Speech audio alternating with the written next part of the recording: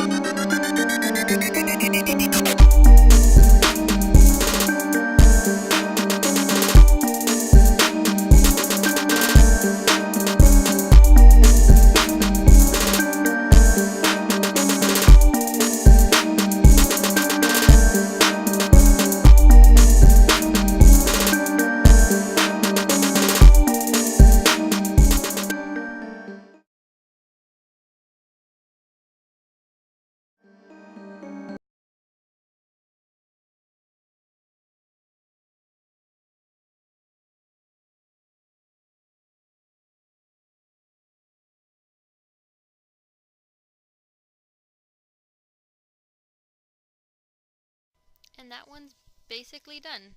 So now, I did tell you it did take a long time. By the time I was done, it was already getting dark. So I did make a cat silhouette.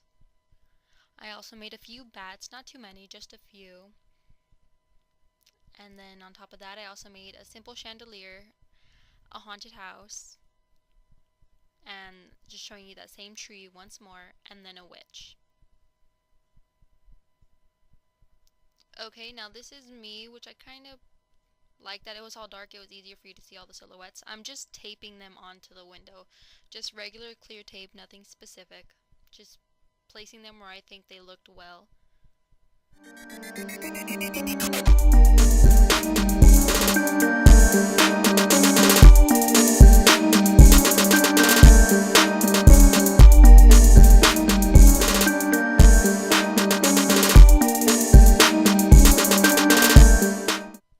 Okay, and next I'm adding the lights. These are just orange Christmas lights or Halloween lights, whatever you want to call them. I just have a staple gun, and then I'm stapling them to the edges of the windows. I did see that other people would add orange tissue paper on top of the silhouettes for more of an effect, but I decided not to do that because I wouldn't have liked how it looked during the day, just completely orange. So I just kept them clear, because we do have curtains that are white that are facing the outside, so it looked fine to me. And this is how they look when they're done. Okay, now the next one we're gonna make are some statue pumpkins. You're gonna need some tea lights. I did actually accidentally get regular candles, but you're gonna need tea lights, and then a long rope. Well, not too long, you're just gonna need rope. Okay, most pumpkins do have a hole at the bottom of them already, but if they don't, which majority of mine didn't, I'm just adding a hole to this. Again, have an adult do this. This is pretty dangerous. My dad even warned me while I was doing it to be careful. And it did take some time just to punch a hole into those pumpkins. It wasn't as easy as I thought it would be. Okay, then what you want to go ahead and do is grab the rope, and then you're just going to measure the pumpkins, how long they're going to be when you stack them on top of each other.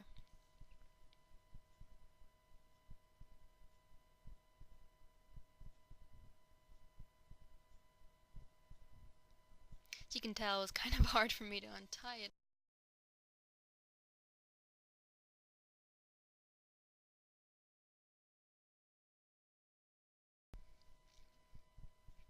Okay, now that it's finally untied, you're going to see me just basically move the pumpkins closer together and face them the way they will be when they're stacked, or at least try to.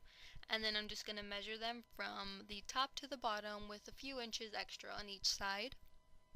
And then I'm just going to grab the knife and then cut it off.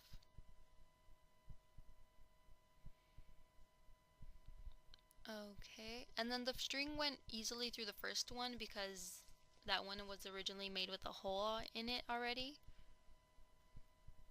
So that one was easy. But then when I tried with the other ones, after I had made the hole that I thought would work, it didn't. It's basically trial and error as I go along.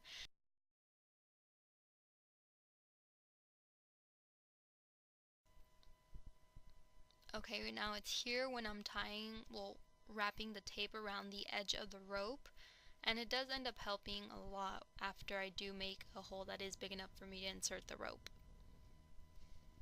Okay, this is what I mean. Ended up grabbing a screwdriver and just basically punching a hole and just maneuvering a bigger hole into there, and then it made it so much easier while I was inserting the rest of the rope. So you're just gonna go ahead and insert the rope into each of the pumpkins, and the rope will hold them all very nicely. I thought it would be kind of loose, but it actually wasn't. Where you decide to go ahead and stand the pumpkin statue, go ahead and put a rock or something very heavy, a really heavy item at the bottom of the last pumpkin so that they won't fall easily. And then you can also add your tea lights and then they'll light up at night. Okay, the next one are some ghosts.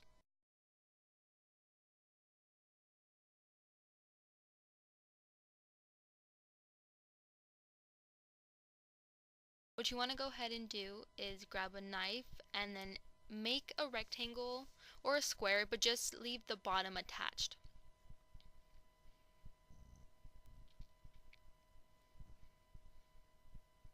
This one is actually very simple to do. Just grab all the gallons you basically have at your house. They don't have to be regular milk gallons. They can be all different shapes. The different the variety, I think that would actually look better.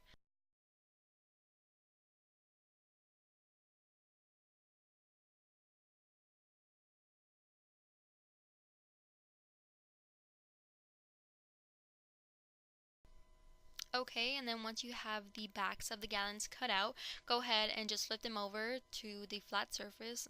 I swear, whenever I decide to do a project outside is when it decides to be a very windy day. Okay, once the wind calmed down, I went ahead and just drew out a bunch of ghosts facial expressions. You can go ahead and draw different things, but I'm just going to go ahead and draw facial expressions. You can make different, like pumpkins, witches, Frankenstein, whatever comes to mind. Anything will work. Okay, and then I finished drawing the expressions, and then the wind just wouldn't stop today, so I just went ahead and took this inside, and I just painted the facial expressions from the inside of the drawing, and then I just inserted some Christmas lights we had already, and I set them up, and I really liked how they looked. It was pretty easy and simple to make. Easy decor for Halloween. Alright guys, thanks for watching, and I'll see you next time, and don't forget to subscribe. Bye!